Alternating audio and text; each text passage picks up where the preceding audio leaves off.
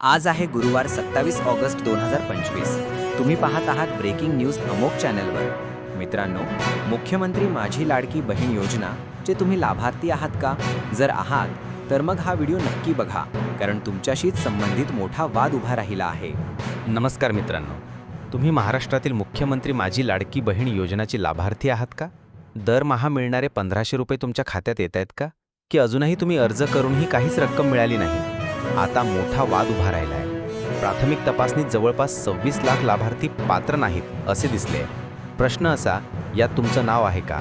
सरकार तुमच्याशी संपर्क साधून विचारणार आहे, तुम्ही खरोखर पात्र आहात का?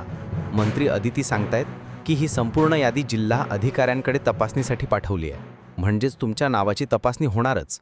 जर तुम्ही पात्र असाल तर काळजी करू नका, पैसे सुरू राहतील. पण जर तुम्ही पात्र नसाल तर काय होईल? पैसे परत करावे लागतील का?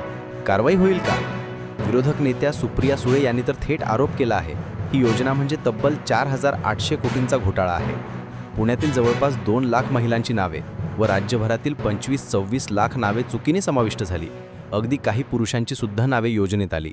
आता तुम्हाला स्वतःला प्रश्न विचारायचा आहे, अर्ज करताना तुमचं आधार व KYC तपासलं गेलं होतं का?